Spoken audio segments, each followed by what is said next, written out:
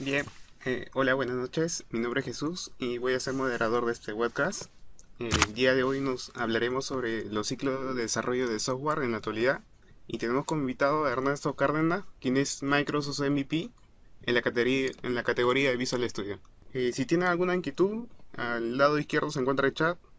Yo voy a estar atento. Eso es todo, Ernesto, todo tuyo. Ok, gracias Jesús, gracias especialmente a la comunidad de Huacho por invitarme en esta ocasión. Ya es la segunda vez que colaboro con ustedes y siempre es un placer ayudar a la comunidad universitaria. Bueno, como comentaba, la sesión de hoy trata sobre el desarrollo de software en la actualidad. Como he dicho, mi nombre es Ernesto Cárdenas, desde este año soy Microsoft MVP para Visual Studio. Me pueden seguir en Twitter en @física3, ahí les dejo mi página web www.consultorinternet.com, donde cubro generalmente temas vinculados a agilismo, desarrollo de software y a lo que es DevOps, fundamentalmente con lo que es tecnologías Microsoft.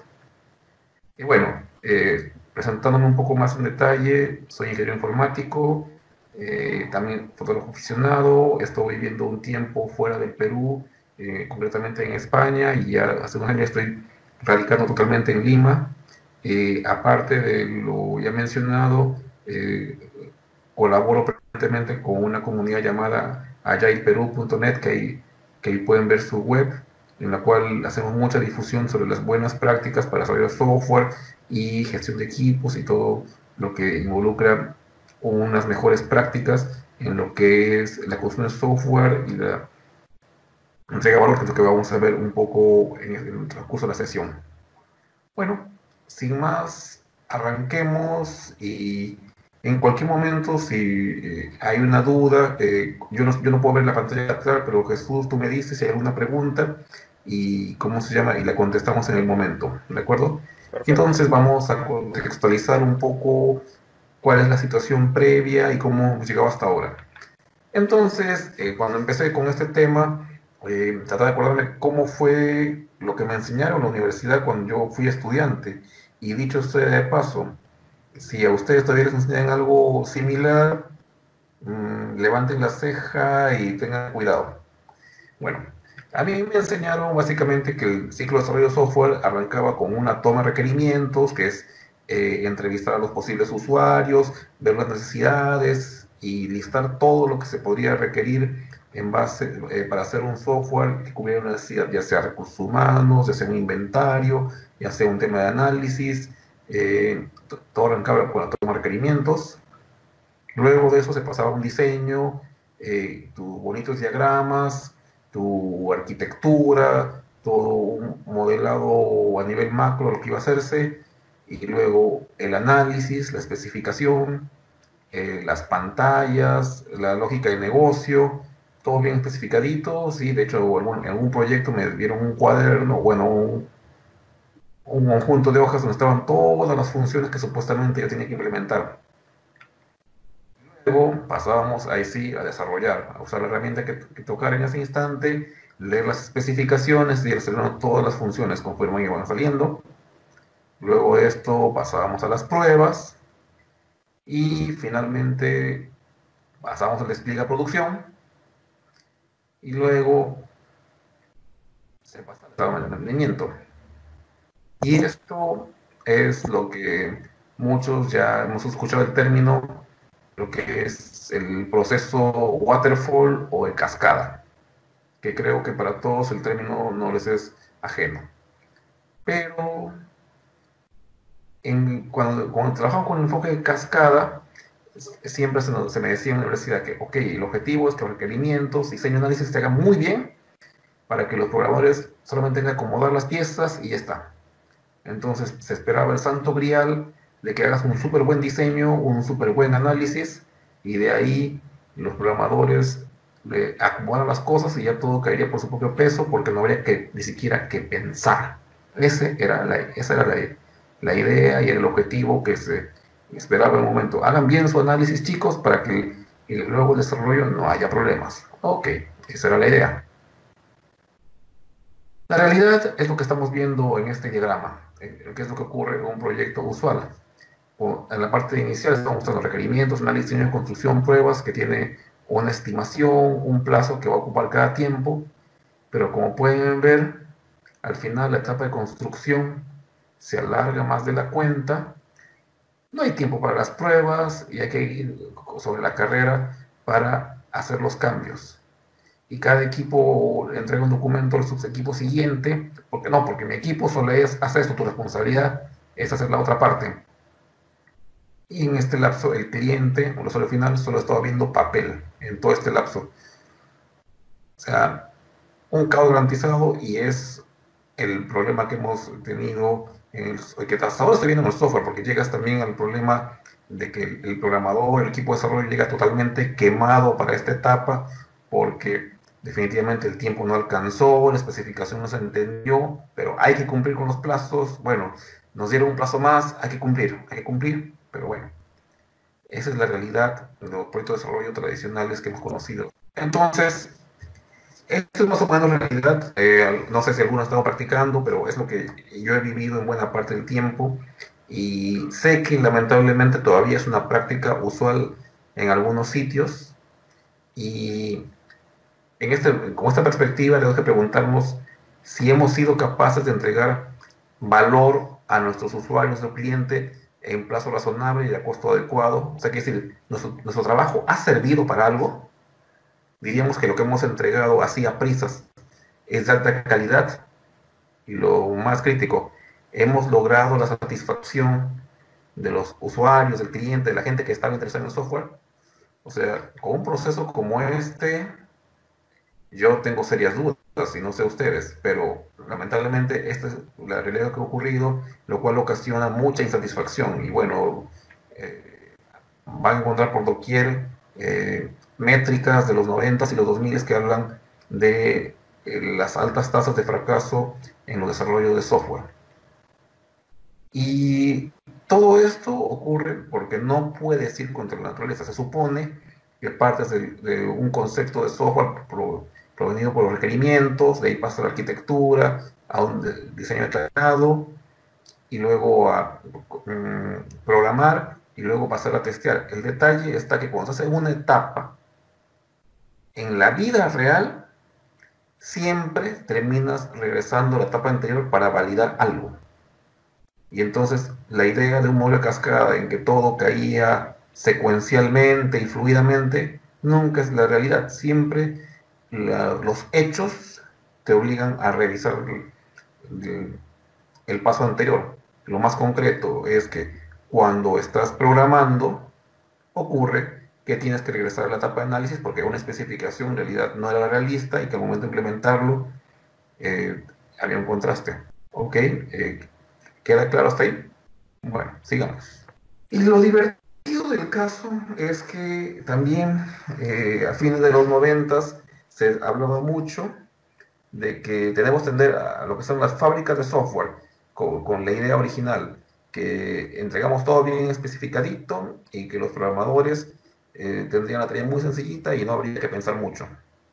Pero el detalle es que el software, como es una tarea muy intelectual, no le podemos aplicar las reglas de las ingenierías tradicionales como puede ser la ingeniería civil o la ingeniería industrial. O sea, de hecho, muchos profesores, algunos querían considerar de que al final la programación vendría a ser como los albañiles, colocar ladrillos.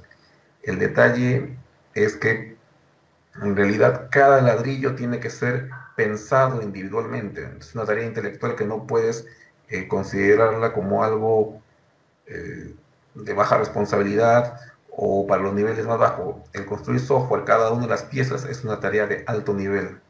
Entonces, no podemos relegar la codificación de la manera tan grosera que hemos visto en varios casos en los cuales el programador es la última rueda del coche. Entonces, hay que quitarnos ese concepto. La tarea de programación es tan delicada y de tanto esfuerzo intelectual que no lo podemos equiparar a colocar ladrillos en una obra, con todo respeto a los albañiles. No es, pero digo, simplemente no es equiparable. Bueno, este gráfico lo saqué de una presentación que hizo un consultor español en el año 2014 y bueno, ya le pasaré el enlace. Entonces, Desarrollo de software no es una ingeniería tradicional, eso lo tengamos muy claro. Otro concepto que también empezó a surgir o a quererse impulsar a fines de los 90 y durante los 2000 era trabajar con un pool de programadores. ¿Qué cosa es el pool de programadores? Tener una organización, un conjunto de programadores que en teoría tú podías asignarlos a cualquier proyecto en cualquier momento inmediato y ellos empezarían a programar en base a especificaciones supuestamente bien hechas. Porque claro, como ya trabajamos con multithreads y trabajamos con recursos compartidos, si funcionó para esos recursos técnicos, funcionará para las personas, ¿verdad? Cada persona es diferente, heterogénea, y las tareas también. O sea que cuando tú tienes una especificación y llamas a un programador para que la implemente, este programador te la puede implementar de una manera diferente que su colega al costado. Y además, cada tarea que tú asignas es diferente. Entonces, el trabajar de esa manera como que no. Y bueno, como comentamos, las especificaciones pueden interpretarse de muchas maneras, entonces como consecuencia de la implementación, de la interpretación de la especificación, te puede salir una cosa u otra, entonces siempre se requiere un diálogo constante, entonces el que la utopía de que le dejas una especificación escrita y que con eso ya, uff, tienes tu código en unos días, es eso, una utopía. No podemos ignorar los cambios de contexto. Quiere decir que si la semana pasada estabas trabajando en una aplicación de contabilidad y luego te pasan a hacer una aplicación web con una interfaz gráfica recontra bonita, no vas a esperar de que la productividad sea la misma todo el tiempo. Pasar de un contexto de desarrollo a otro es complicado. No funciona. Cuando escuchen el término pool de programadores, no funciona. ¿Ok? El problema, insisto, algunos todavía creen que funciona. No. Reitero, no funciona. Bueno, entonces ya tenemos en este momento mapeado un poco la perspectiva de cómo es el desarrollo de software que yo he vivido buena parte ¿cómo se llama? Del inicio de mi carrera. Entonces, para el año 2000 se establece el manifiesto ágil, porque ya durante los 80s y 90s empezaron a surgir diversos enfoques para tratar de solucionar lo que siempre se llamó la crisis del software. Entonces surgieron conceptos como Adaptative Software Development, Extreme Programming y otros conceptos. Entonces varios de los que fomentaron estas discusiones, estos enfoques, se reunieron en el 2001 y publicaron el Manifiesto Ágil, que define 4 valores y 12 principios. Nos vamos a entrar en los valores y se queda en que se buscan nuevas formas de desarrollar software en la que primen los individuos y sus interacciones sobre los procesos, herramientas, lo cual es un gran cambio porque tradicionalmente todos los centramos alrededor de una especificación, un proceso y utilizar el software más potente o la herramienta más potente para lograr el cometido. No, lo que importa son las personas.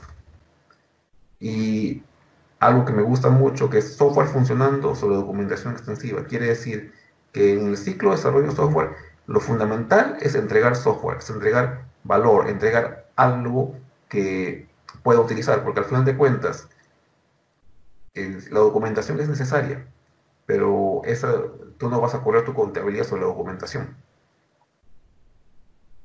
De igual manera, debe primarse la colaboración con el cliente sobre la negociación contractual.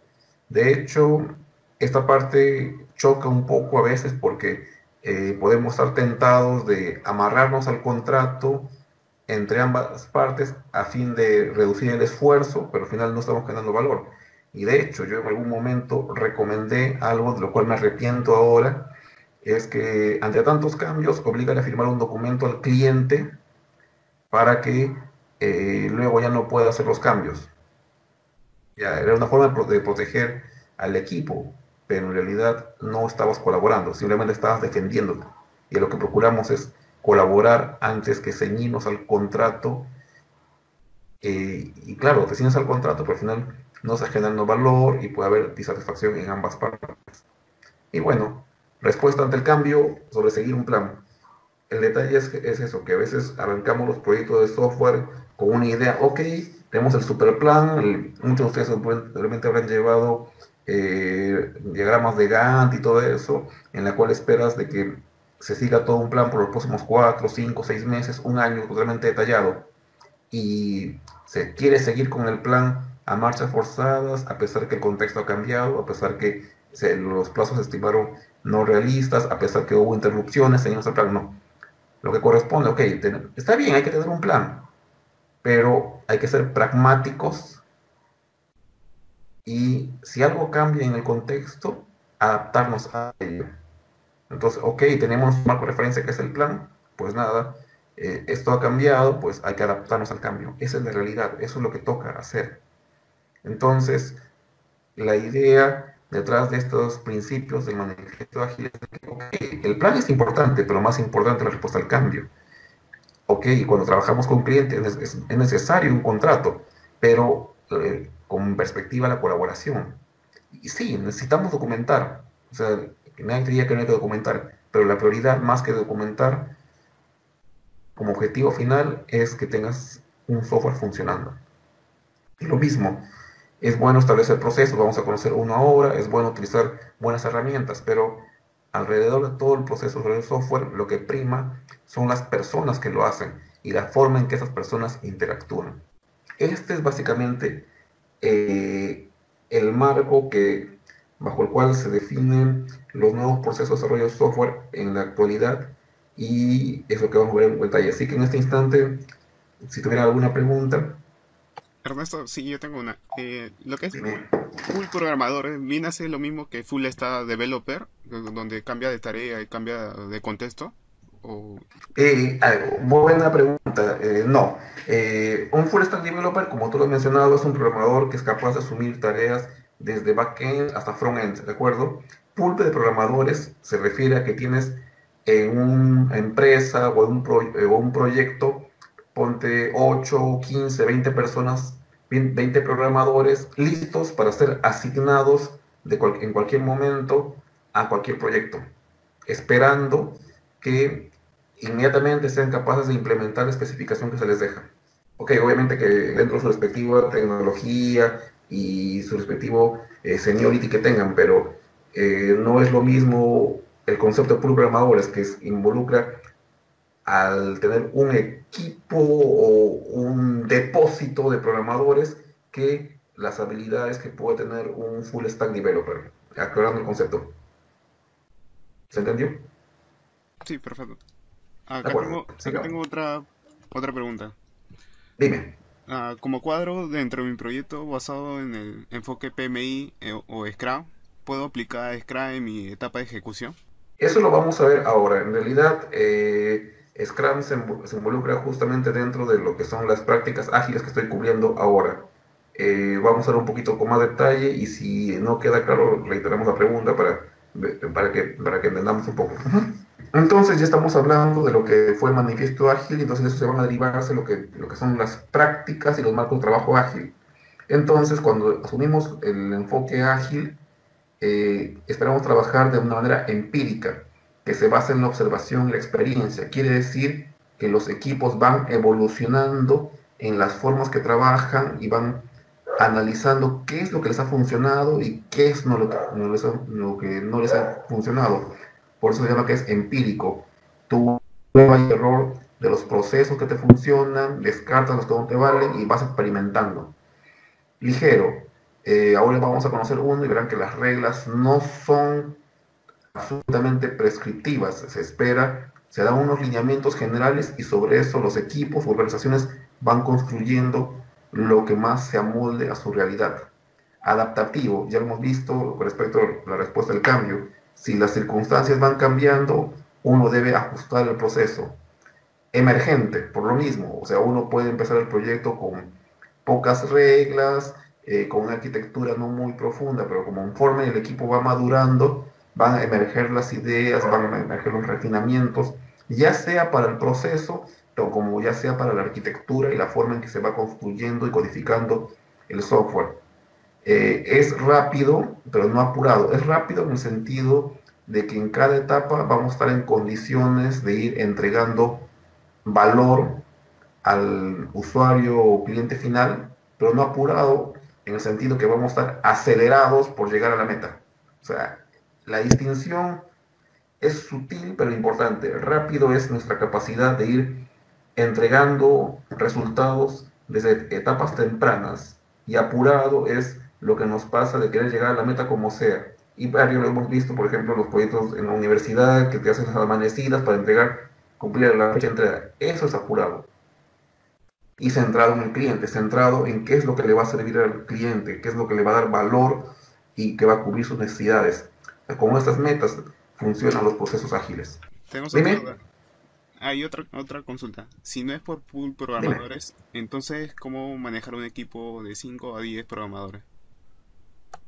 Ya, es que lo que pasa es que una cosa es equipo, un equipo que se construye y que va estableciendo colaboración entre ellos y en el cual van evolucionando y va entregando valor y va refinando los artefactos que se van entregando. Eso lo vamos a ver un poco después, ¿ya? Pero pool de programadores es un concepto en el cual tú tienes un staff de ir reasignando y reasignando en la esperanza de que, ok, estas 2 semanas te voy a mandar a tal proyecto, la próxima semana vas a tal otro y tal.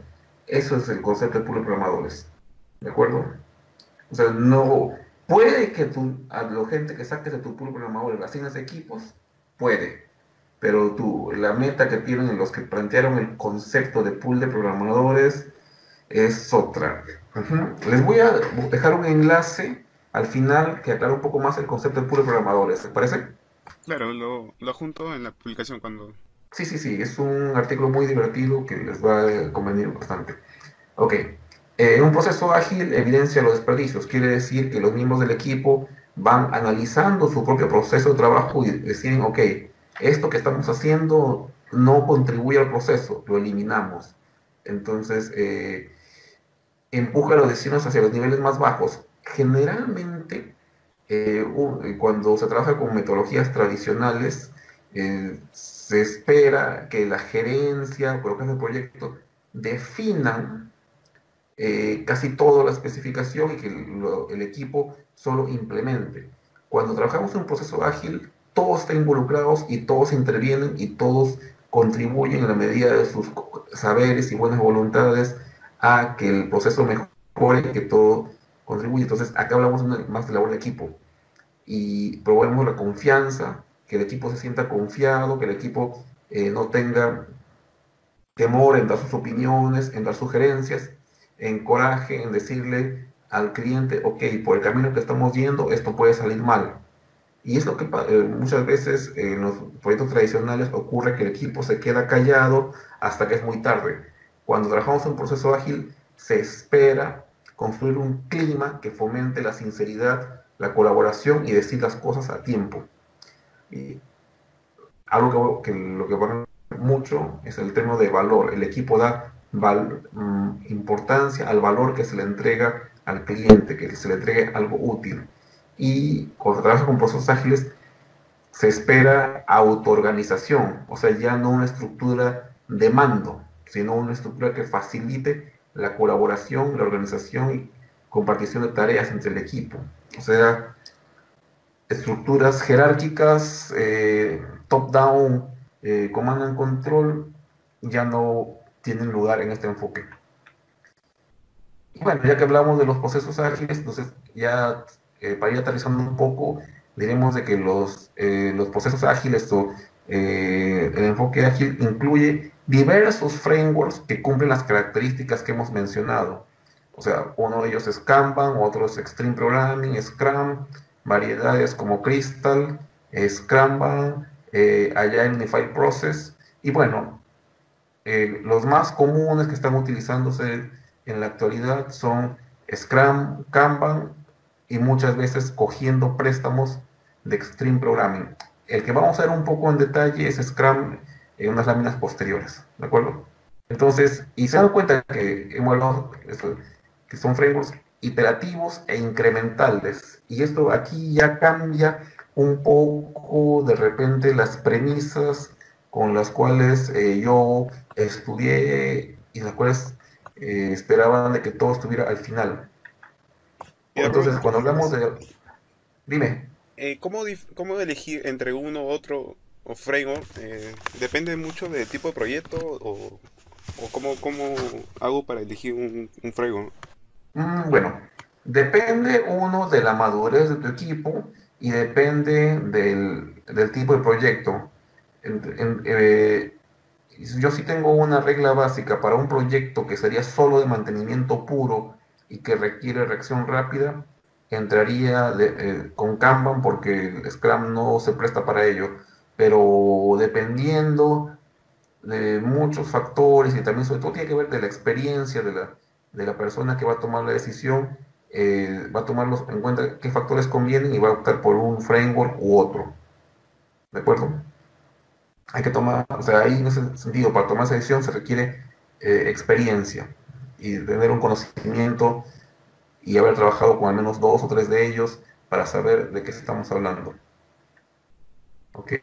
No hay una regla definida, salvo la regla que yo comento de que para proyectos de mantenimiento puro lo mejor es Kanban. Fuera de eso, corresponde mucho a la experiencia de la persona que toma esa decisión.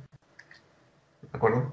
Y bueno, regresando al tema de iterativos incrementales, normalmente eh, acá el problema que tiene este señor es que necesita una solución para poder desplazarse. Entonces, de momento, ok, le vamos a dar una rueda. Esto no hago nada con una rueda. Ok, vamos a seguir construyendo, vamos a darle dos ruedas. ¿Qué hago con dos ruedas? No, todavía no me soluciona el problema. Mira, le estamos colocando el chasis a las ruedas. ¿Y es qué hago con eso? Y bueno, ya, ahí tienes, te doy tu carro. Entonces, has tenido que esperar todo ese proceso para al fin tener una solución para poder desplazarte. Ese es si lo vemos, ese ha sido el enfoque desarrollo de software tradicional. O sea, tú vas avanzando, avanzando, pero en los estadios intermedios todavía no tienes una solución que te sirva de algo. Entonces, lo que se espera es pasar a otra forma. Ok, y ok, te vamos a dar una patineta para empezar. Bueno, no es la solución ideal, pero ya tenemos algo. Bueno, te vamos a dar una patineta un poquito mejor. Bueno, ya, me aguantaré con ello.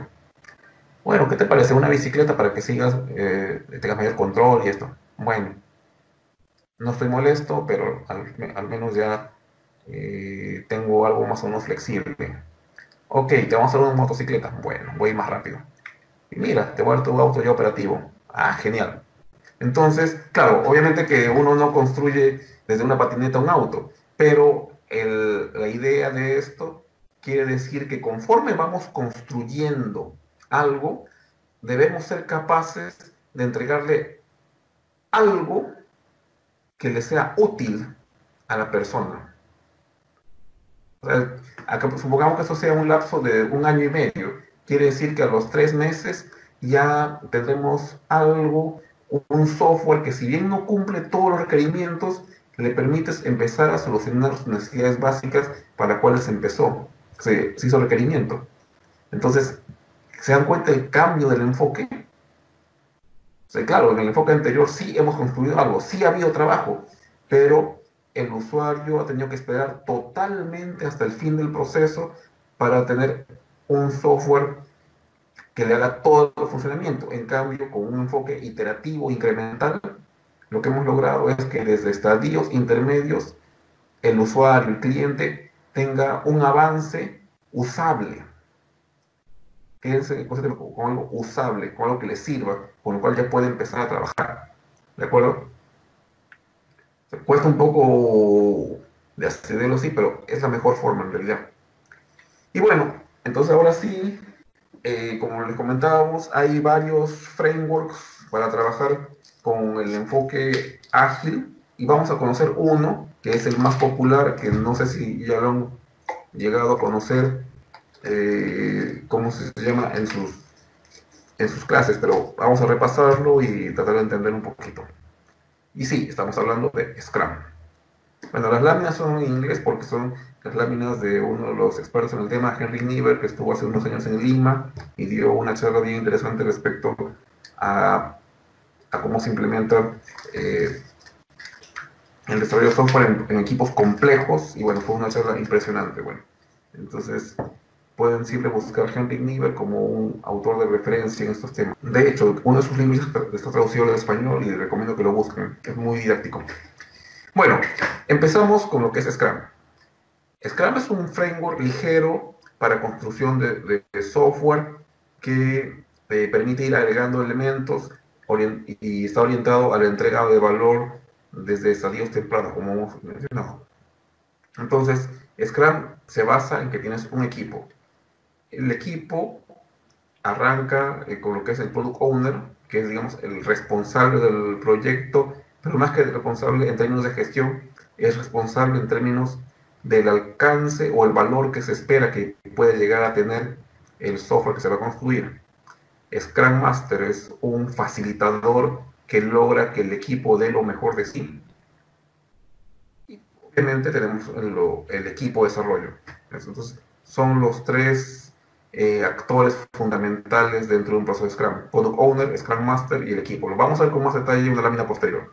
El Product Owner debe, más que especificar, debe tener una visión de qué es lo que se espera construir y por qué. Tiene que decidir priorizar respecto a qué es lo que se va a construir y por qué se va a tomar esa decisión y qué es lo que está sacrificándose al tomar una decisión, y tienen la responsabilidad de ir viendo qué es lo que se va a entregar en cada etapa de la construcción de software. Externamente tenemos los stakeholders, que pueden ser los usuarios, los clientes, las gerencias responsables, usualmente llamadas sponsors, los cuales tienen un conjunto de intereses o requerimientos que al final son reflejados en un concepto que les pido que se quede grabado, que se llama el Product Backlog.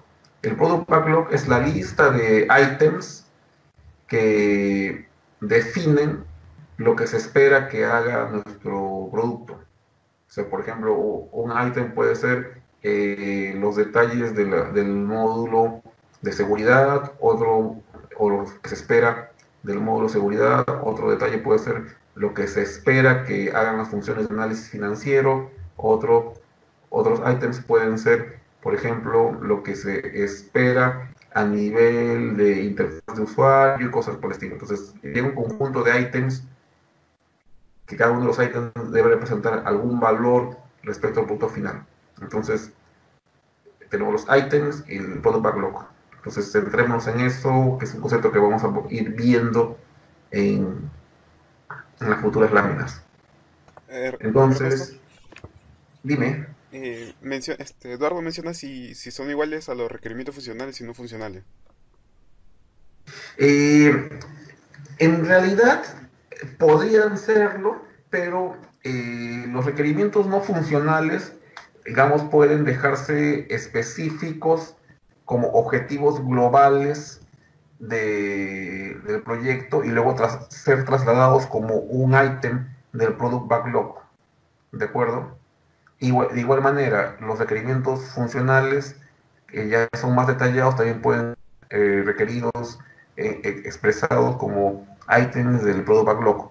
En este caso, hay muchas formas de implementar un Product Backlog. La forma que más usual es con el concepto de historias de usuario, que por razón de tiempo no lo vamos a cubrir ahora, pero les sugiero que lo use, historias de usuario, o otra forma puede ser utilizando lo que se llaman los requerimientos tradicionales, de acuerdo, que ustedes ya conocen. Entonces, básicamente el Product Backlog deposita todos esos, ya sea historia de usuario o los requerimientos funcionales o no funcionales, pero hay un detalle interesante, que todos estos deben estar ordenados en términos de decisión de qué es lo que esperas tú que se entregue primero. ¿De acuerdo? Sí, justo había una consulta si existía una guía para levantar un product backlog en función del tipo de proyecto. En realidad, la guía no existe. Lo que ocurre es que el product owner va agregando items a product backlog conforme a su visión respecto a qué es lo que se quiere que se construya primero. Entonces, la guía o el criterio fundamental es, ok, mi visión es que estas cosas estén disponibles en el producto antes. Entonces, les va a colocar antes en el product backlog y esas van a ser las que se van a transferir al equipo para que lo implemente. ¿De acuerdo? Entonces, es la responsabilidad del product owner de decidir qué es lo que entra al product backlog y en qué orden. Entonces, ahí prioriza por valor. ¿De acuerdo? Otra consulta. Dime. ¿Cómo se manejan las nuevas tareas que se señalan como prioritarias sin previo aviso cuando ya se inició el proyecto, ¿no? Em- Ya, buena pregunta. Ahorita lo vamos a ver dentro de esta misma lámina. ¿De acuerdo? Ahorita lo vemos, no se preocupen. Ok. eh, entonces tenemos el equipo. Un equipo que debe ser multifuncional, autoorganizado y que esté en condiciones de entregar valor periódicamente. Y un detalle, es el equipo el que decide cuánto de trabajo va a hacer durante un periodo de tiempo que se llama sprint. Entonces tenemos dos backlogs. Un backlog, por ejemplo, que puede tener 50 ítems pendientes de cosas por hacer, pero durante el sprint hemos cogido solamente 12 ítems porque hemos analizado como equipo, ok, nosotros como equipo estamos en condiciones de hacer estos 12 ítems. ¿De acuerdo? Entonces, durante un lapso de tiempo que se llama sprint, como equipo nos comprometemos a entregar esa funcionalidad. Ahora, el detalle está que ya yendo a la pregunta que hicieron respecto a que surge algo de última hora, si, por ejemplo, yo he aceptado 12 ítems y surge algo de última hora, perfecto, muy bien. Lo que pasa es que nuestro equipo decidió una capacidad. Entonces, si hace algo de última hora, tiene que ser introducido sí o sí.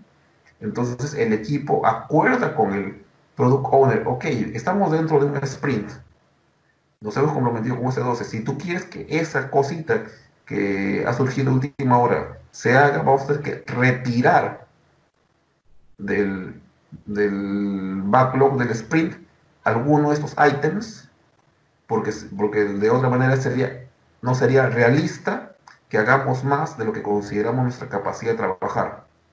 Entonces sí, surge algo de última hora, pero al hacerlo, el equipo debe acordar qué es lo que se sacrifica en aras de que entre esa última cosa de emergencia. Es un proceso ágil, un proceso colaborativo, todas las partes son conscientes de que puede haber cambios, pero que esos cambios se aceptan en base a un acuerdo. Entonces el product owner, el responsable del proyecto, va a aceptar, perfecto. Si esto es tan urgente, yo debo estar seguro de que es tan urgente como para retirar algo que el equipo ya decidió acometer. No sé si con eso queda resuelta la pregunta. Sí, perfecto. ¿Mm? Entonces el equipo decide cuánto va a trabajar y cómo lo va a construir y define de que va a construirlo de la mejor calidad posible, en un ritmo sostenible. El ritmo sostenible quiere decir que durante cada lapso de tiempo llamado sprint eh, va a trabajar a una cantidad razonable que no le implicaría ir a marchas forzadas. Bueno, hemos dejado para el último al Scrum Master, que como dije, es básicamente un líder, un mentor que facilita que el equipo logre dar lo mejor de sí y ayuda a remover impedimentos, ¿cómo se llama? Si por haber el equipo tiene problemas de coordinación con otra área, el Scrum Master va a hacer sus mejores oficios para coordinar con la otra área y lograr que el equipo salga adelante. Lo ideal, lo que se espera es que en estadios tempranos de, de implementación de Scrum, un Scrum Master va a estar bastante tiempo con el equipo, ayudándolos a organizarse, a que saquen lo mejor de sí y todo eso, pero cuando el equipo ya está suficientemente maduro, el rol de Scrum Master se reduce. Y obviamente que para que funcione un proceso de Scrum tiene que haber mucha comunicación, tanto entre los miembros del equipo de Scrum como con los stakeholders externos. Y bueno, entonces ya hemos hablado mucho de sprint, pero no hemos hablado un poco de qué es lo que significa. Entonces ya hemos quedado claro de que el backlog representa las cosas que se espera que lleguen que nuestro software llegue a hacer en el mediano plazo. Y tenemos todo un ciclo de tiempo durante el cual vamos a construir software. ¿De acuerdo? Pero dentro de esa línea de tiempo vamos a acotar un espacio, en este caso el autor ha elegido un marco de 3 semanas como tiempo de duración del sprint, que arranca con el planeamiento del sprint, que viene a significar, ok, de lo que tenemos priorizado en Product Backlog, qué es lo que vamos a coger, qué es lo que vamos a empezar a trabajar, ¿de acuerdo? Cada día durante el sprint, el equipo va a tener una reunión que se llama el Daily Meeting, o Daily Scrum. Eso lo vamos a ver con más detalle en otra lámina. Y al terminar el sprint, el equipo debe estar en condiciones de poder entregar un incremento sobre el software actual. Quiere decir que sobre lo que había antes de iniciar el sprint, el software ahora puede hacer más cosas. Entonces es un incremento. En este lapso, la funcionalidad que tenía el software es mayor que la que tenía cuando se arrancó el sprint. Eso es básicamente lo que es el incremento. Y al terminar el sprint se hace una demo mostrando todos los incrementos que ha habido y luego se hace una retrospectiva. Vamos a ir con más detalles sobre la retrospectiva en una lámina posterior, pero es básicamente lo que involucra un sprint, un lapso de tiempo durante el cual el equipo se dedica a construir un incremento sobre la funcionalidad actual del software. ¿Ok? ¿Hasta ahí una pregunta? No, ninguno. Ah, no, perdón, sí. ¿El sprint es equivalente a una fase de etapa o incremental? Se podría decir, pero sprint es un término que está asociado a lo que es Scrum. Entonces, el problema es que cuando hablamos de fases o etapas en equipos tradicionales, no está acotado o es mandatorio que tenga que haber necesariamente un incremento sobre la funcionalidad del software. En el caso de sprint, sí. Nuestro objetivo al acabar un sprint es que haya habido un incremento real de alguna de la funcionalidad que hace nuestro software. ¿De acuerdo? Esa es la fundamental, que ha habido incremento durante el sprint. Entonces, y que un detalle, cuando digo que ha habido incremento, no quiere decir que ese incremento se ha puesto en producción, pero sí que potencialmente podríamos ponerlo en producción. ¿De acuerdo? Ah, y durante el proceso de sprint puede haber procesos de refinamiento del backlog, en el cual se ve de que algún ítem que está por salir en un mediano plazo ya no es conveniente hacerlo, o que debería ser postergado, o cómo se llama, o que el product owner se da cuenta, ups, a esto puede que despriorizarlo y reacomodarlo. ¿De acuerdo? Y bueno, el sprint es un compromiso entre el enfoque y la flexibilidad. Normalmente en un proceso tradicional esperábamos de que tú te enfoques de una manera y vas por ese camino y a cumplirlo. A veces hay procesos muy flexibles que pierden el rumbo. En el caso del sprint, lo que se busca es balancear el enfoque y la flexibilidad. En ese sentido, durante un sprint tenemos un enfoque de ámbito limitado y en el siguiente sprint eh, cambia ligeramente nuestro enfoque porque durante el sprint que pasó hemos aprendido más cosas y podemos ir refinando. Entonces siempre vamos ajustando, refinando. Entonces cada sprint nos da la oportunidad de aprender y sobre todo el product owner va a darse cuenta por dónde es mejor ir ajustando la funcionalidad que se espera construir. Ahora me voy a centrar, ya hemos conocido a grosso modo los actores de lo que es Scrum, lo que son los procesos, sino que voy a centrar en un rol que para mí es crítico y que pocas veces se entiende adecuadamente, que es el tema del Product Owner. El Product Owner conoce los problemas del negocio, por eso sabe por qué se está construyendo un software, sabe cuál es la necesidad inherente en ello, pero a veces no tiene el detalle completo. Tiene la visión, pero a veces le va a costar un poco aterrizar qué es lo que va a ser construido. ¿De acuerdo? Entonces, y es normal. se tiene una visión a largo plazo. Yo espero que mi superaplicación sea capaz de atender tantos miles de usuarios, brindándoles tal soporte y que puedan construir y puedan utilizar los servicios de manera más frecuente. Pero el cómo puede que no esté tan aterrizado y es normal. Y por eso mismo el Product Owner durante cada sprint va aprendiendo y va a ir aterrizando progresivamente lo que espera implementar.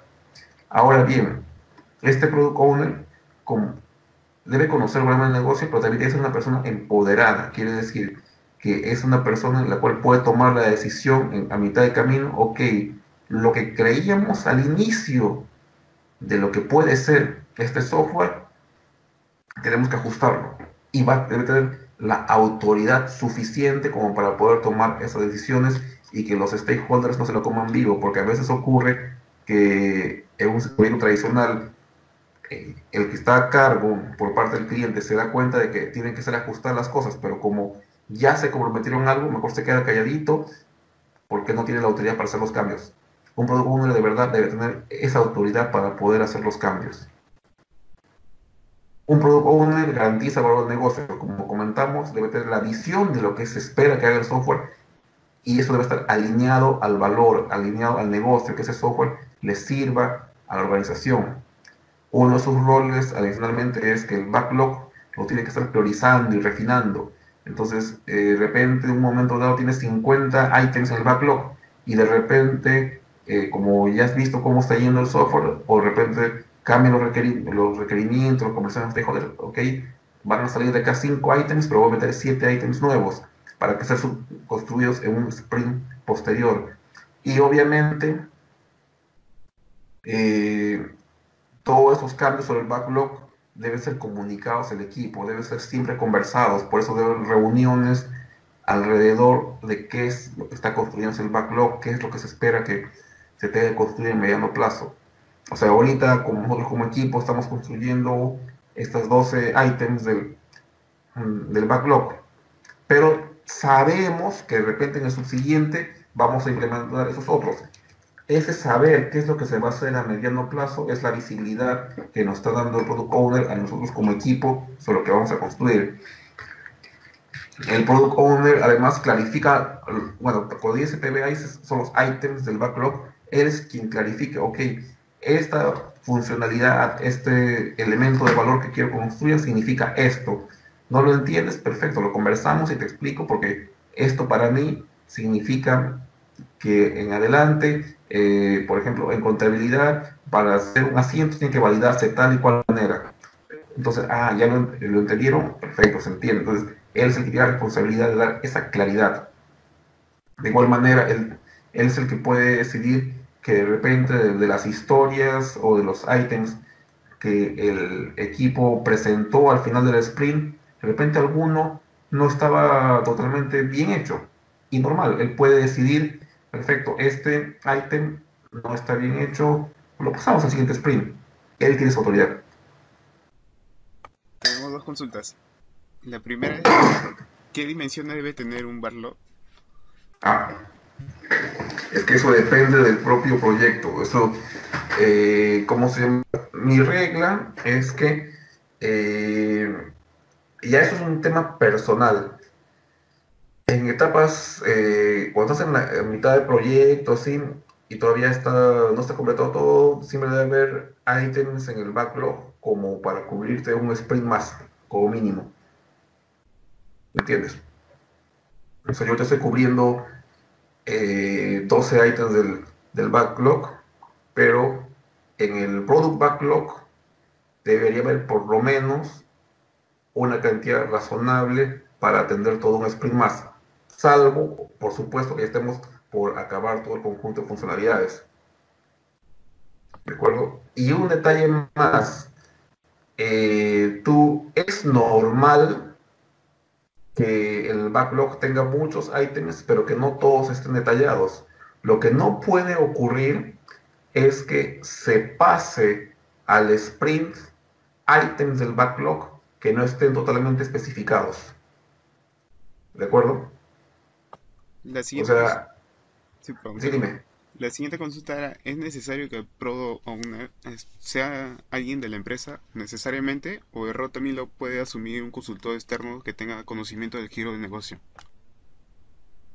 Eh, Basamos a la siguiente lámina y creo que eso va a solucionarlo.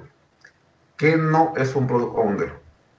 No es un comité de interesados, pero podría representarlo, ¿de acuerdo? O sea, de repente hay un conjunto de usuarios de negocio que ellos son los que coordinan, pero al final de cuentas alguien saca la cara por ellos. No es el que pone la plata, o sea, de repente allá este proyecto haciendo con el presupuesto de tal gerencia, no, y ese gerente, el productor, no. ¿Es el ejecutivo con mayor influencia en el producto? Tampoco. Quien no tiene claro, o sea, no puede ser el product owner quien no tiene claro el mapa o la visión del producto. Tampoco es un product owner el project manager o el analista de negocio, aunque también he visto intentos de convertir al analista de negocio en un, eh, ¿cómo se llama?, en un product owner. Entonces, aterrizando la respuesta, sí podría ser un consultor externo, pero en tanto que esté garantizado que él pueda tomar la decisión respecto a un cambio. ¿Cómo se llama? Me ha pasado una ocasión que como miembro de equipo teníamos un product owner que efectivamente era consultor externo, bueno, era consultor externo de la empresa en que yo trabajaba también, y fungía el rol de product owner, pero cuando llegó un momento en el cual nosotros como equipo le consultamos, oye, y en este escenario, ¿qué es lo que deberíamos implementar? ¿A o B? Le preguntamos. Entonces, el product owner dijo, ah, buena pregunta. Déjame que lo hable con el cliente y que tome la decisión. Entonces, ese no era un rol de product owner cubierto eficientemente porque no estaba lo suficientemente empoderado para tomar esa decisión. Si esa persona, aún siendo consultor externo, hubiera estado empoderada para tomar la decisión respecto a la consulta que le estábamos dando como equipo, era, era válido, hubiera sido válido, ok, perfecto, es consultor externo, pero tiene un buen grado de autonomía y de poder como para poder reaccionar ante estas clases de situaciones. Y esa es la regla, porque incluso puede ocurrir que a pesar de pertenecer al cliente no esté empoderado. El problema es ese, estar empoderado para tomar estas decisiones. Entonces, no es relevante si es de un consultor externo o pertenece al cliente, sino la relevancia es que esté empoderado para tomar las decisiones en base a una situación inesperada o en base a una duda. No sé si con eso queda claro. ¿Se entiende un poco el tema ahora del empoderamiento? Sí, todo claro. Surgió otra consulta. Bueno, entiendo que un PBI se mida en una tasa de esfuerzo.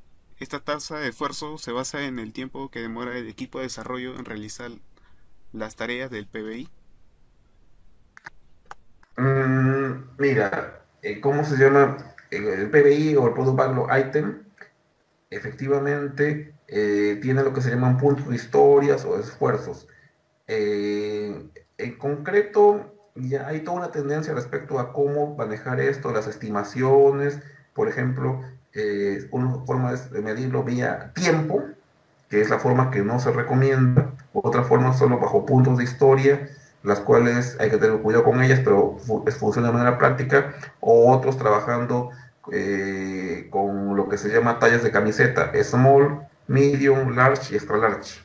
Entonces sí hay formas de categorizarlo y de ahí, en base a cierto criterio grueso, el equipo puede definir cuál es el esfuerzo relativo de cada uno de los ítems y en consecuencia, en base al esfuerzo relativo de los ítems, decidir cuánto puede hacer durante un sprint. Sí, o sea, hay cierta medición gruesa respecto al esfuerzo potencial que demanda un ítem, pero yo no recomiendo trabajarlo por horas. No, eso es, no es práctico. ¿De acuerdo? Perfecto. Sí. Vamos. ¿Alguna pregunta? Por ahora no. Ah, perfecto. Entonces pasemos ahora a lo que es el Scrum Master y al equipo. Scrum Master es una persona que es responsable de asegurar que Scrum es entendido y adoptado tanto dentro como fuera del equipo. O sea, obviamente que no todos se les da una super capacitación en Scrum, pero el que sí debe conocer y interiorizar bien Scrum es el Scrum Master. Entonces, es un líder servil que ayuda al equipo a seguir el proceso. Entonces, como les comentaba, durante la etapa inicial, el equipo puede depender mucho del Scrum Master para que le ayude a organizarse, para que le ayude con los procesos, le ayude con las liturgias, le ayude a ser desinhibido al momento de consultar con el Product Owner, le ayude a entender cómo se llevan las cosas en Scrum a diferencia de los marcos tradicionales. Entonces, es la persona que siempre le está reforzando al equipo para que el equipo se empodere y haga mejor uso del framework. ¿De acuerdo? Remueve impedimentos, o sea, ayuda. Y un factor fundamental, o sea, puede ocurrir tranquilamente que el product owner esté empoderado, conozca el negocio, pero no entienda el proceso, no entienda esto, el tema de los sprints, de las reviews, cómo ir categorizando el backlog. Entonces, tranquilamente puede, en un proyecto estuve que el Scrum Master que había le dio mucho coaching al product owner respecto a cómo funcionaban los tableros, qué cosa era el concepto de historias de usuario, qué cosa era el concepto de priorización de backlog. Entonces, si el product owner no ha recibido una capacitación, entre comillas, formal respecto a lo que es Scrum y a su rol que tiene, es el rol del Scrum Master apoyar al Product Owner a que también vaya asimilando el proceso. Y como comentaba, el Scrum Master ayuda a remover impedimentos. Si hay temas, ya sea organizacionales, alrededor del equipo que impiden que el equipo pueda dar todo su potencial, es el rol del Scrum Master moverse para que estas cosas se solucionen. Si, por ejemplo, un miembro del equipo tiene que planear sus vacaciones y está encontrando trabas internas, el Scrum Master debe apoyarlo. Si el equipo no está consiguiendo a tiempo los recursos de acceso de red o a servidores que requiere para avanzar en estas etapas, es el Scrum Master el que debe defender a su equipo y lograr el acceso respectivo. Entonces, el tema de remover impedimentos es muy amplio y muy importante, porque lo que le importa al Scrum Master es proteger a su equipo. Por eso yo amo mi equipo. O sea, va a una función más allá que la de jefe de proyecto tradicional. Es un facilitador que ayuda a que el equipo dé todo su potencial. Y ve, como les digo, no es un jefe de proyectos, no es un líder de equipo, es un facilitador que logra que el equipo dé su potencial. Eso es lo que debemos quedar claros. Y bueno, el equipo.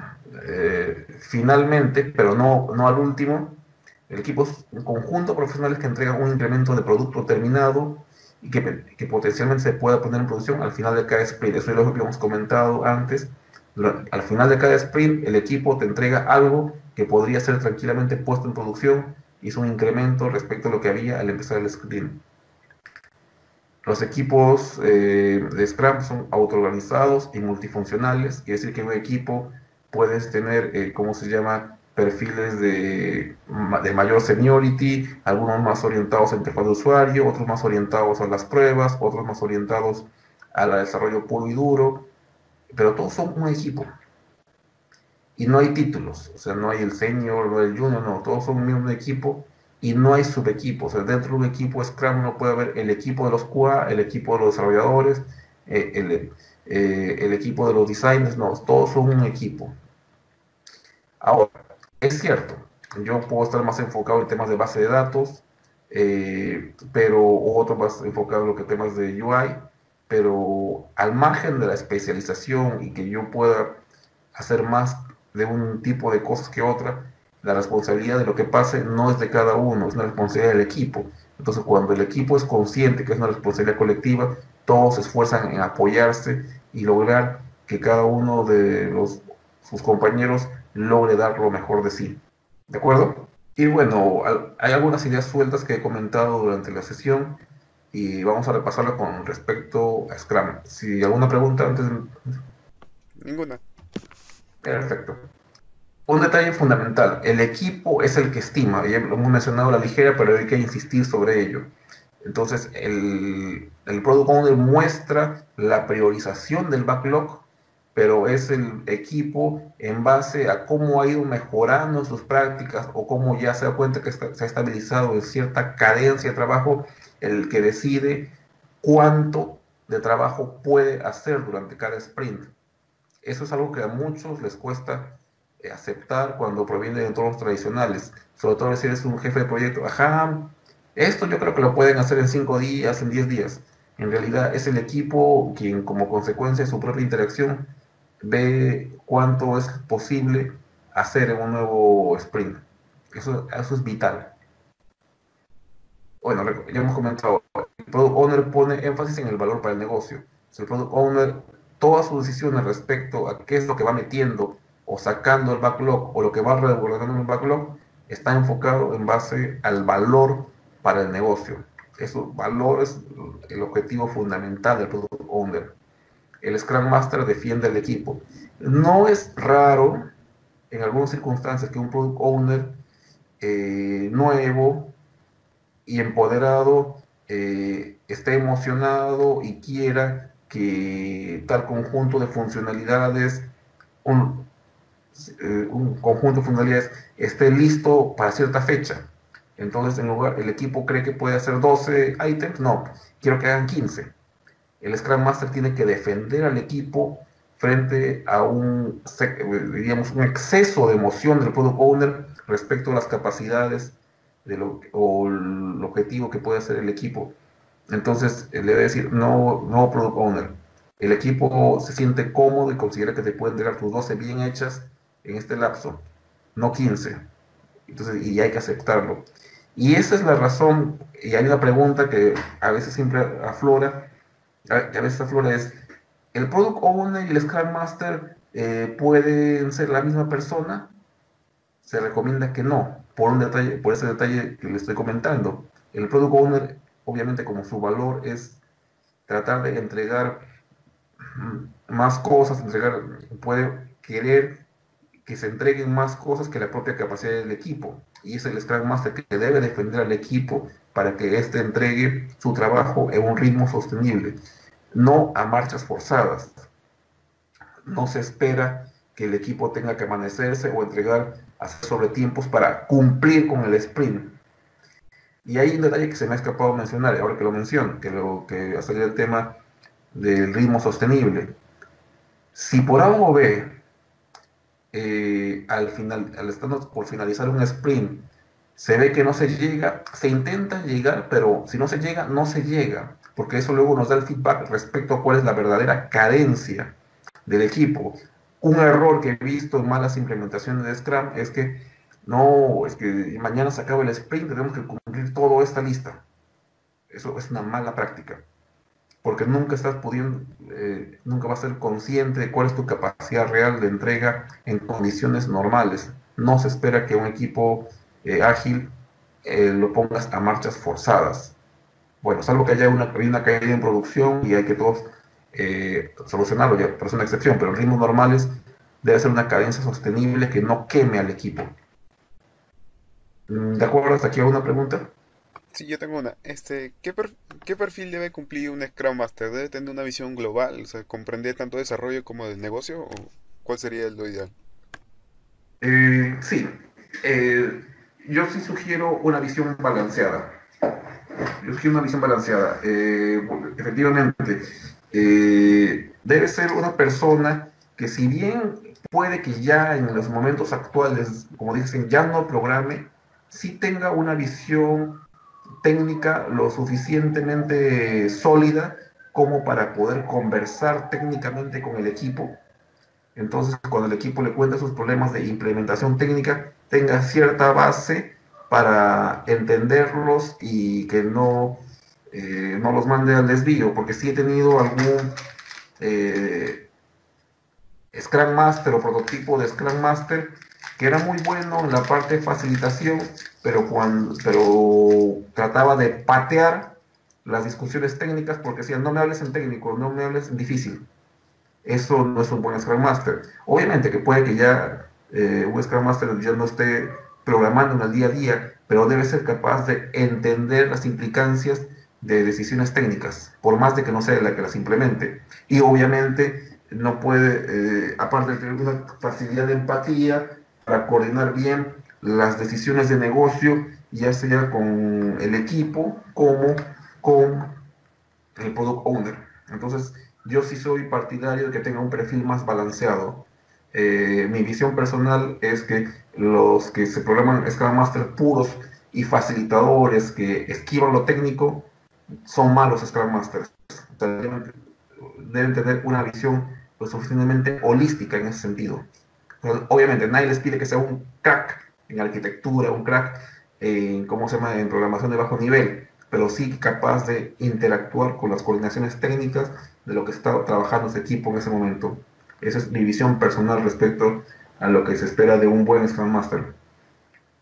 ¿Queda claro? ¿El Scrum Master necesita certificaciones para el puesto? Más que certificaciones, que sea validado tanto como experiencia como en compromiso respecto a los principios ágiles. Ahorita hay una abundancia de certificaciones, una abundancia de personas que se quieren reciclar respecto a los temas de lo que es el agilismo, pero no asumen los valores. Entonces, más importante es tener claro que este Scrum Master, aparte de haber tenido una buena experiencia como team member, que muchos quieren pasar a Scrum Master sin haber sido antes un buen team member, tenga asumidos directamente los valores, los principios de lo que es el manifiesto ágil y los procesos Scrum y cómo se diferencian ellos. Entonces, como hace un tiempo la comunidad decía, ¿para qué sirve una certificación? La certificación sirve para verificar de que efectivamente tú has dado un curso que cubre todos estos temas en detalle con un instructor dado. No te califica de que seas lo suficientemente bueno para lidiar con equipos o para dar coaching a un product owner. ¿De acuerdo? Entonces, lo único que te asegura es de que efectivamente has dado un curso. Eso es lo que valora la certificación. Y ahora, y hay cursos y cursos, porque también, o sea, si sabes de que el curso lo ha dado con un buen instructor, da un pequeño plus. Pero si sabes que ha dado una certificación con algunas certificaciones que de hecho hay algunas muy malas, que no te enseñan realmente lo que es Scrum, pues esa certificación ya deberías tomarla como un, ok, a este compadre, preguntémosle con pinzas porque pueden haberle enseñado algo malo en su certificación. Entonces es muy relativo. ¿De acuerdo? Yo no los tomaría como guía absoluta para descartar a una persona que puede ocupar esta clase de roles. ¿De acuerdo? Bueno, entonces ya hemos visto qué cosas son Sprint, los ciclos de Scrum y los actores. Ahora vamos a ver un poco lo que son la liturgia o los eventos que ocurren dentro de Scrum. Un evento que ocurre diariamente es el Daily Stand Eating, que tradicionalmente se basa en estas preguntas: ¿qué has hecho desde la última vez? O sea, ¿qué has hecho en el día de ayer? ¿Qué has avanzado? Normalmente, entonces, cuando uno informa de esto, lo informa ante el equipo. Hay que tener en cuenta que se informa ante el equipo, no ante el Scrum Master, sino tú lo estás comentando al resto de tus compañeros. Por eso se recomienda que todos estén de pie y todo el equipo juntos, salvo que sean equipos distribuidos y ahí la cosa cambia. Y obviamente que tienes que indicar qué es lo que vas a hacer hoy y si tienes un impedimento para llegar a la meta. Impedimento puede ser, por ejemplo, que tú cogiste un ítem del backlog, empiezas a desarrollarlo y te das cuenta de que llegas a un punto de falta de entendimiento porque no está totalmente bien especificado y tienes una bifurcación, implemento A o implemento B. Entonces, un impedimento es que de repente el product owner no está disponible para aclarárselo. Entonces, hay que buscarlo como sea para que nos apoye el product owner, aclararnos el tema y que podamos implementarlo. Es un impedimento habitual, que no es raro que ocurra. Otro impedimento, como comentaba, es que uno está en la funcionalidad previa, pero la funcionalidad previa todavía no está lista, entonces es otro impedimento, puede estar haciendo el bloqueo. Entonces, y ya corresponde al equipo, con el Scrum Master, tomar decisiones para salir de este impedimento. Un detalle fundamental respecto a este meeting: no debe extenderse mucho, no debe profundizar en las discusiones. De repente surge un tema que requiere una discusión adicional, pues bien, se lleva aparte la discusión. No es necesario, no es bueno que una conversación sobre un único tema se prolongue demasiado. Lo importante es que todos participen. Si luego hay que conversar en detalle sobre un tema en concreto, pues se conversa, pero no como parte del meeting, porque puede que en ese tema en profundo no todos estén involucrados, aunque podría hacerlo, pero para ese objeto del daily meeting tiene que ser breve. Normalmente 15 minutos sería un tope en promedio para una reunión diaria. ¿De acuerdo? Luego tenemos lo que es el sprint review, que ocurre al final del sprint. Aquí es una liturgia en la que entra necesariamente el product owner, que va a verificar el objetivo del sprint, se le van a enseñar las funcionalidades nuevas que se han incrementado, verifican acá, ok, todo está bien. El equipo va mostrando lo que ha avanzado y hace una demo de cada uno de los avances incrementales, y luego el equipo verifica que se haya cumplido el criterio de aceptación. O sea, el criterio de aceptación es un reglas generales que el equipo ha definido para que catalogar a un ítem como que sea completado o no. O sea, puede ser de que, ok, en unas organizaciones puede requerirse que el ítem esté documentado para dárselo como bueno, en otras que haya pasado por cierto nivel de testers, en otras versiones, además de eso, puede requerir de que por lo menos ya esté desplegado en el entorno de preproducción. Entonces, ya eso cambia respecto de cada equipo. Entonces, se declara como bueno si cumple el criterio de aceptación, y obviamente que el product owner le haya gustado, que dé su conformidad. Y bueno, puede haber feedback, se agregan tareas al backlog. Hay un tema que, por ejemplo, puede haber tareas técnicas que no hayan sido contempladas por el product owner. Entonces, en el interín, el equipo puede sugerir que se agregue al backlog cierta tarea técnica, y el product owner puede aceptarlas o no, y se agregan temas que no había considerado inicialmente el product owner y se agregan al backlog a trabajarlo en un subsiguiente sprint o cuando sea conveniente. Entonces, es el review, y no hay que confundirlo con la retrospectiva. La retrospectiva es un proceso interno en el cual el equipo valora su propio trabajo y decide mejoras sobre el proceso que estamos siguiendo. Entonces verifica, ok, dentro del proceso que hemos seguido, que salió bien, que no salió tan bien. O sea, de repente un ítem no se pegó por X razones y se analizan las razones. ¿Qué cosas podemos cambiar en el siguiente sprint? ¿Cómo podemos mejorar? Y bueno, en la perspectiva se puede ajustar la definición de listo y la definición de terminado. La def listo o ready, o terminado o done. Hay que aclarar bien que listo no es lo mismo que terminado. Listo quiere decir que un ítem en el backlog está completamente especificado. Cuando un ítem en el backlog está especificado adecuadamente, quiere decir que puede ser entregado al equipo para que lo desarrolle durante un sprint.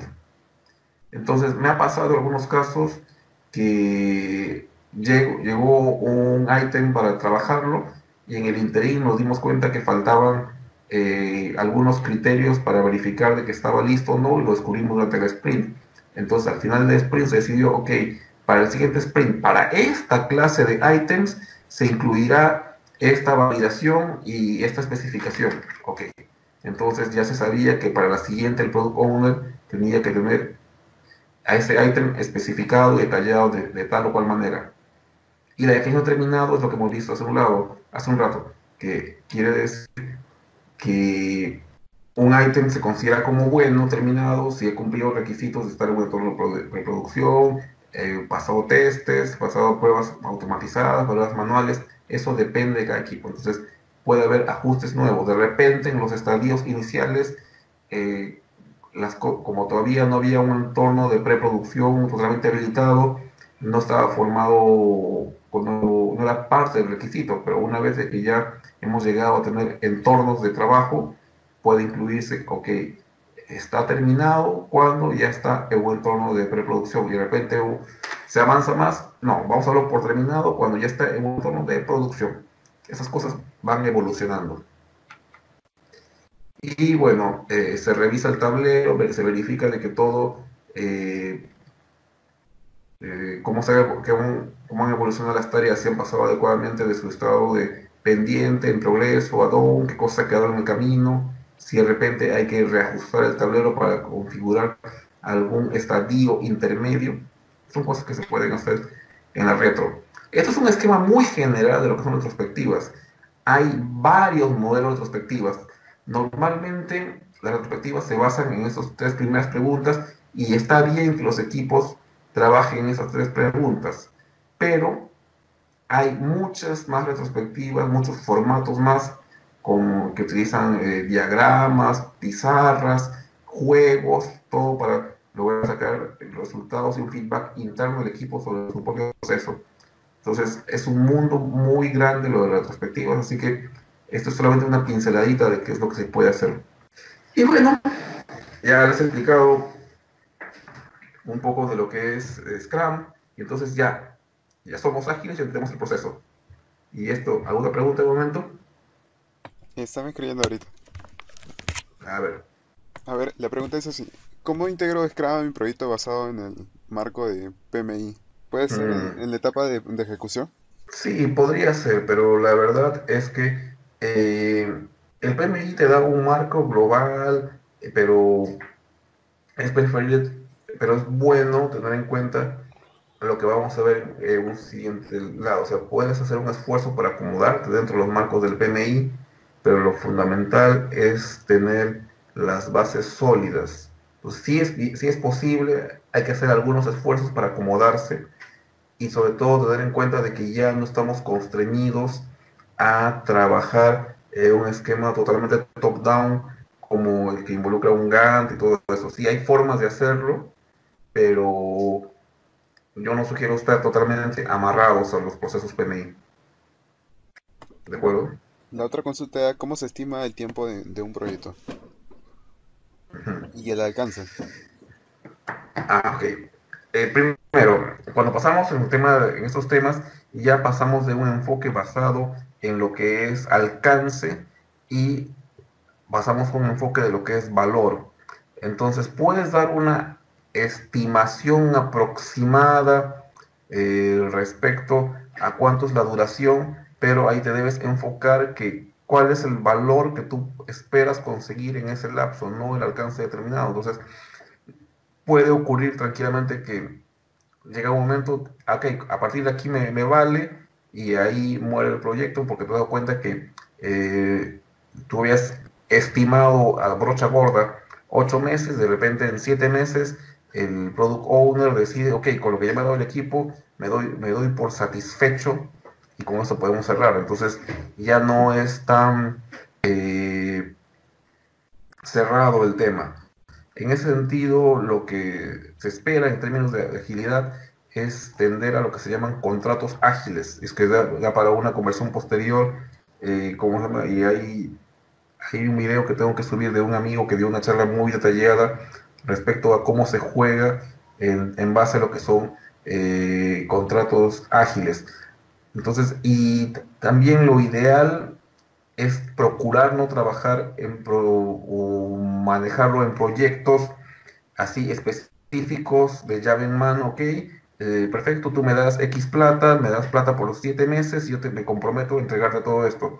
Más bien debe tenerse un proceso de largo plazo, ok, un lapso aproximado, yo pago cierta cantidad mensual por una potencia de equipo y vamos así midiendo y cuando llegamos, estamos aproximados, podemos cortar el trabajo, entonces la, ya no es tan rígido decir, ok, en 7 meses te entrego tu software, en un año y medio está todo listo.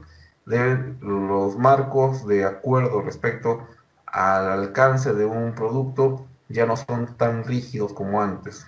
¿De acuerdo? Entonces, eso da para mucho juego. Entonces, acá no tengo los diagramas para poder explicar eso. Entonces, hay diversas formas de enfocarlo. Pues les sugiero que busquen los temas que se llaman contratos ágiles, que define, entre otras cosas, lo que se están hablando de duración del proyecto. ¿De acuerdo? La otra consulta es cómo es la gestión de los riesgos con Scrum. Bueno, que es mucho más sencilla. ¿Por qué? Porque o sea, el tema de riesgos va a haber siempre. La ventaja es que cuando tú trabajas con iteraciones de un ámbito determinado de tiempo, el riesgo está acotado al término de tu sprint. Entonces, efectivamente, podría fallar un sprint, pero no te falla todo el proyecto y conforme vas evolucionando, tú puedes ver, ok, esta es la cadencia, eso es lo que estamos entregando. Entonces, tienes una perspectiva para una mayor información y visibilidad que te permite proyectarte y saber cuánto riesgo estás corriendo. Entonces, efectivamente, tú de repente puede darse el caso que el product owner haya considerado que en X meses podría tenerse algo de valor, pero está viendo que no está cumpliendo y ve que a pesar de todo el equipo está siendo sincero, está entregando valor a un buen ritmo. Entonces, para eso están las retrospectivas que va a obligar al equipo a dar vueltas sobre sí mismo y mejorar, ok, ¿qué es lo que está fallando en nuestro proceso? Entonces, cuando las cosas están fallando, en la retrospectiva surgen las propias oportunidades de mejora para ir a contener el riesgo. Entonces, la gestión del riesgo es mejor porque es visible en todos los ámbitos, tanto a nivel de equipo como a nivel de product owner. ¿De acuerdo? Hay otra consulta. ¿Los contratos ágiles puede fungir del Project Charter? Contratos ágiles son formas que han ido evolucionando en los últimos años que indican la forma en la cual un proveedor se pone de acuerdo con su cliente para entregarle valor en base a los frameworks ágiles, siendo que las formas tradicionales de proyecto llave en mano ya no son válidas en este enfoque. ¿De acuerdo? Hay varias formas de contratos ágiles para esto. O sea,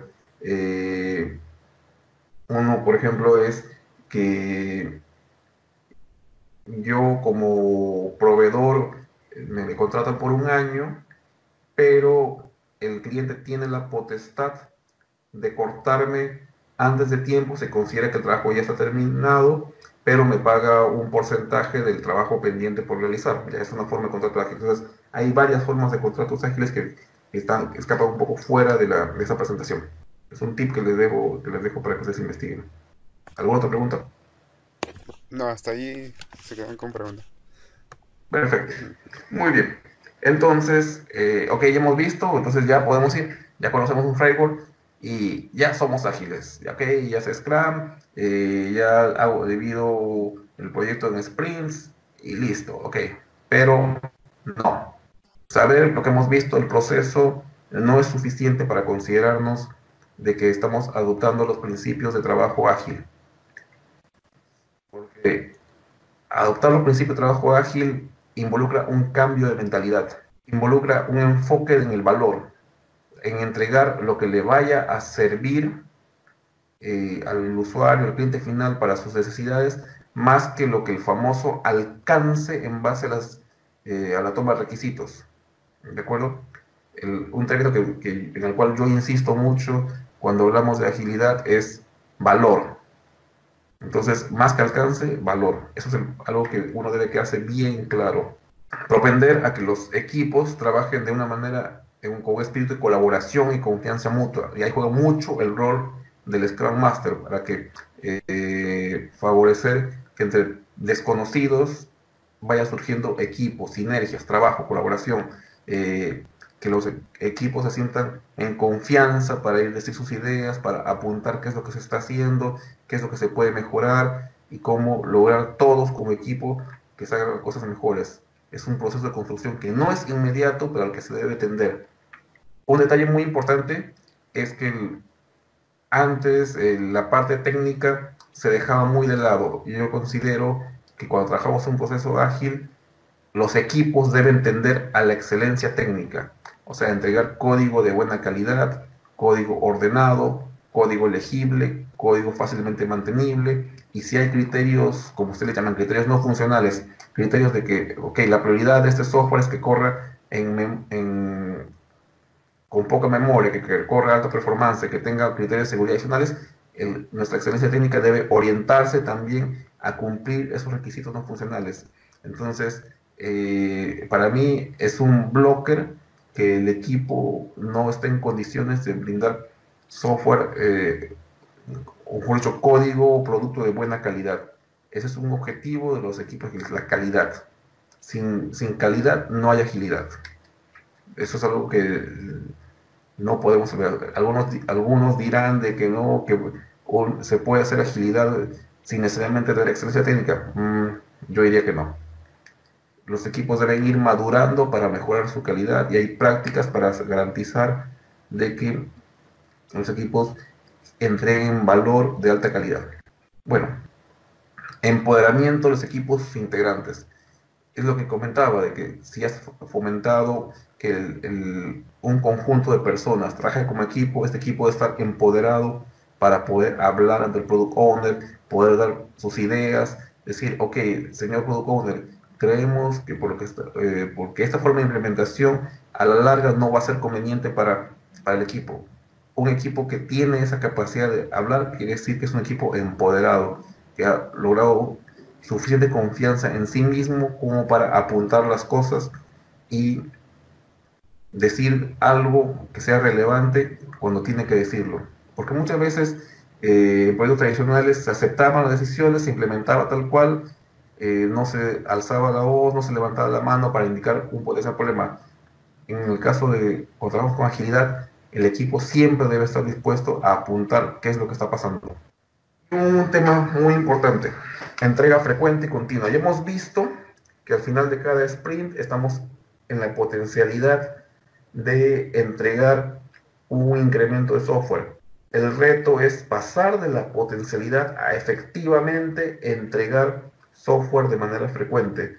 O sea, un amigo me comentaba hace 3 años, 4 años, que en la empresa en la que estaba, solamente les daban permiso para hacer pases de producción 4 veces al año. A lo que debe tenderse con estas prácticas es procurar entregar software lo más frecuentemente posible. Una semana, cada 2 semanas, diariamente, o como hacen empresas como Amazon o Google, que entregan varias veces al día. A eso debe tender. Probablemente una organización mediana no le interese subir software cada hora, pero debe establecer un ritmo que ya no sean los 3 meses, los 5 meses para entregar una nueva versión de software. Cada semana, cada 2 semanas. La propia organización debe definir cuánto es su frecuencia, pero lo que me comentaba mi amigo, y era una empresa muy grande, muy grande, que solamente dejaron hacer 4 pasos a producción al año, como que no, ¿les parece?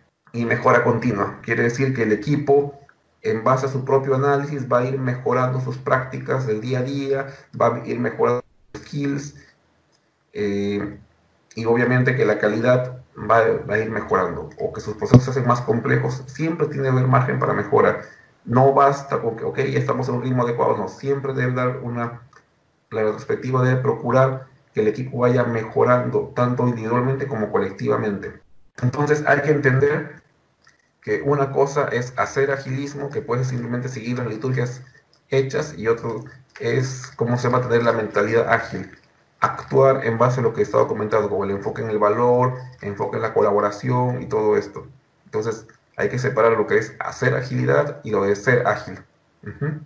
¿Alguna pregunta hasta acá? No hay ninguna consulta. Ok, un momentito. Bueno, ya conocemos lo que es Waterfall hace tiempo. Hay un hecho que apunta en este nombre, Winston Royce. Él escribió una especificación respecto a lo que es Waterfall, y muchos la siguieron y se basaron en esa. Pero el propio creador de Waterfall dijo de que, ok, le parecía de acuerdo el concepto que hemos visto al inicio, pero ese enfoque es muy arriesgado, invita al fracaso, porque se puede esperar un exceso de hasta el 100% del tiempo y o costo, lo cual tiene mucho sentido porque un enfoque de tipo cascada solo funciona en el caso utópico, aunque a veces logra en que efectivamente se tenga toda la especificación bien detallada y que no haya cambios o aclaraciones durante el proceso. Y eso en los procesos waterfall o tradicionales es muy raro que ocurra. ¿De acuerdo? Entonces, es lo curioso, una especificación que se planteó como un modelo teórico, se la han tomado como un modelo para utilizarlo de manera regular. Y no es raro que algunas reuniones comenten, bueno, ¿y en qué casos podemos aplicar Waterfall? O bueno, ¿hay escenarios en que Waterfall aplica? Bueno, aplica en escenarios utópicos tal como lo planteó su creador, escenarios que dudo mucho que sean la realidad de la mayoría de las situaciones que involucran el desarrollo de software. Muy raro. Un caso es que en el año 2010 el Departamento de Defensa de Estados Unidos decidió pasar explícitamente a proyectos basados en enfoque ágil, tanto para los proyectos internos como proyectos externos. Y esto venía derivado, ¿por qué? Porque hubo un proyecto llamado Sentinel que en 10 años se gastaron 700 millones de dólares y no tenían nada funcionando. Y luego en 2 años se gastaron, ok, 30 millones y ya lo tuvieron funcionando. Entonces ahí se demostró la validez de aplicar las prácticas ágiles en una organización tan grande como es el Departamento de Defensa de Estados Unidos, que es uno de los mayores contratistas de software en los Estados Unidos. Entonces ahí se dio una buena validez. Obviamente hay proyectos con el enfoque ágil que han fallado, pero las estadísticas muestran de que efectivamente, si bien hay fallas, la tendencia es que en los proyectos ágiles las fallas, o sea, proyectos abandonados, es menores que en proyectos tradicionales. Entonces vamos por el buen camino. Y bueno, algunas citas de unos conocidos míos: Scrum es el arte de balancear límites con libertad para poder ser creativos y productivos a la vez. Esto, creativos y productivos a la vez, se consigue justamente porque el equipo está empoderado y siente con la capacidad de ir sugiriendo ideas e ir mejorando sobre el proceso. Y también se habrán dado cuenta, bueno, mi amigo Hiroshi dice, Scrum no es un recetario que vamos a ir al pie de la letra.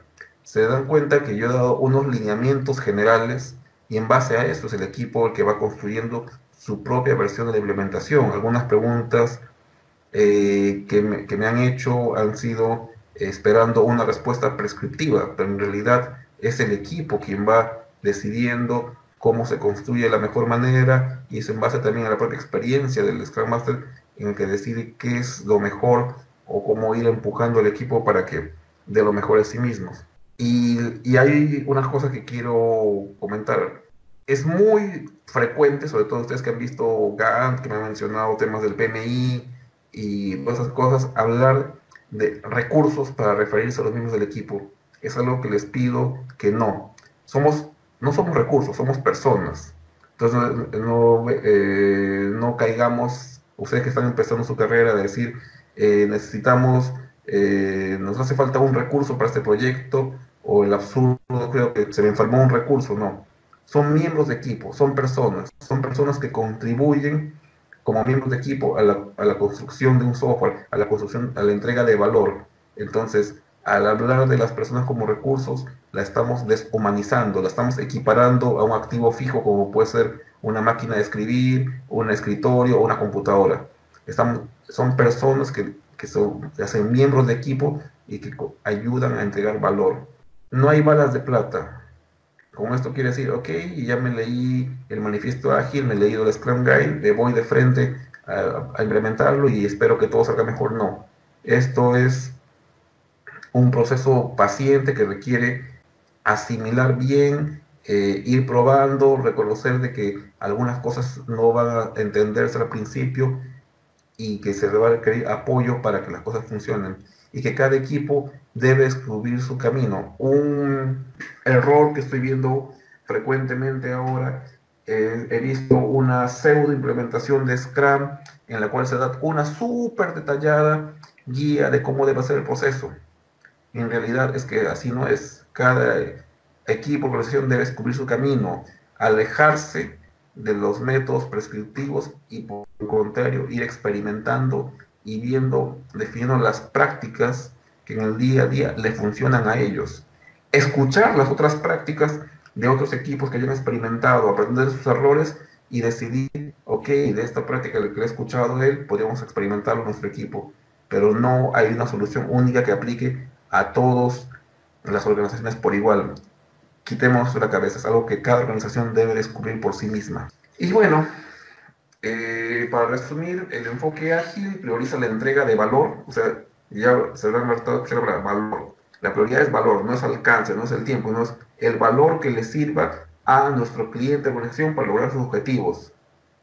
Hay que hacer un cambio de mentalidad progresiva. Y les he hablado del manifiesto ágil, les he dicho en una lámina anterior que no bastaba con aprender los marcos de Scrum o para decir que son ágiles, no sé, que involucraba cosas como el empoderamiento, la excelencia técnica. Sin esos principios no hay éxito. Y si se dan cuenta, con lo que les he comentado, se entiende fácil, pero es difícil de implementar y requiere paciencia, mucha paciencia, porque rompen con bastantes paradigmas que se nos enseñan desde la universidad, como lo he notado por algunas preguntas, y de hecho, chocó con algunos paradigmas que yo también tenía con el momento de estudiar. Como les dije en un momento de estudiar, pues amarremos al cliente que nos firme el alcance y ya con eso estamos protegidos de cambios. El punto es abrazar los cambios y saber lidiar a ellos. ¿Preguntas para ir cerrando? Sí, hay un chico que está escribiendo ahorita. O pueden activar su micrófono. Sí, sí, no tengan miedo. A ver, ¿cómo se hace como los PMO actuales que están en proceso de migración a este enfoque? ¿Cómo se lleva el portafolio de los proyectos? Ah, ya, yeah, yeah. Depende de cada organización. O sea, hay técnicas, por ejemplo, que se llaman, que trabajan con lo que es Scrum de Scrums. O sea, por ejemplo, tienes varios equipos que trabajan con Scrum. Entonces, tienes reuniones en las cuales se coordinan los Scrum Masters y delegados de cada equipo y se someten a un proceso como si fuera otro equipo equivalente. Hay formas de manejarlo. O sea, hay procesos para hacerlo y la diferencia es que en este tema de la gestión de portafolio, el enfoque de vuelta viene a ser el valor que viene a representar cada proyecto para la organización o al área. Entonces sí hay formas de trabajarlo. Solamente que el tema de las PMO cambia. Hay enfoques que se llaman el PMO ágil o eh, tienen otro nombre que no me acuerdo ahorita, pero que cambian sutilmente las formas de trabajarlo. Entonces ya no estamos tan encorsetados por las restricciones que nos dan los procesos del PMI, pero sí hay formas de manejar lo que es cartera. Sí que las hay. La otra consulta es, ¿dónde puedo encontrar casuísticas de implementación de Scrum en desarrollo de software? Uh -huh. Que hay un montón de bibliografía por ahí. Entonces voy a tratar de ubicar esos temas. Sugiero, por ejemplo, eh, hay un blog, hay unos artículos que les voy a pasar en un rato, Jesús, para que lo subas. Entonces ahí comentaba el tema del pool de programadores y varios casuísticas al respecto. Uh -huh.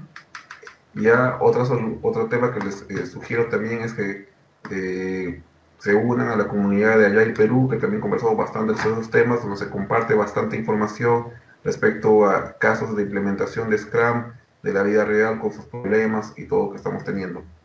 Ernesto, nos consulta si es posible que nos compartas tu presentación. Sí, la voy a subir en SlideShare mañana, y ya porque es una versión nueva que he hecho de una presentación anterior, entonces sí la voy a hacer. Y cómo se llama, la comparto para mañana y de paso te doy el link del artículo ese que comentaba del programador que creo que se quedó en el aire. Listo. Todos los enlaces los estoy publicando en la fanpage que les estoy poniendo en el chat, que es Uh -huh. la fanpage de la comunidad Uh también. -huh. También el webcast ha sido grabado, así que pronto va a estar en YouTube. Perfecto. Ujú. Listo. Entonces, muchas gracias Ernesto por compartir y por estar hasta estas horas compartiendo con nosotros. Sí, sí, fue básicamente la hora y media que estaba planeada. Listo, pues gracias chicos, ha sido un gusto colaborar con la comunidad de Guacho y ya mañana con Jesús estoy coordinando y les paso los materiales. Hasta luego. Cuídense, hasta luego, chao.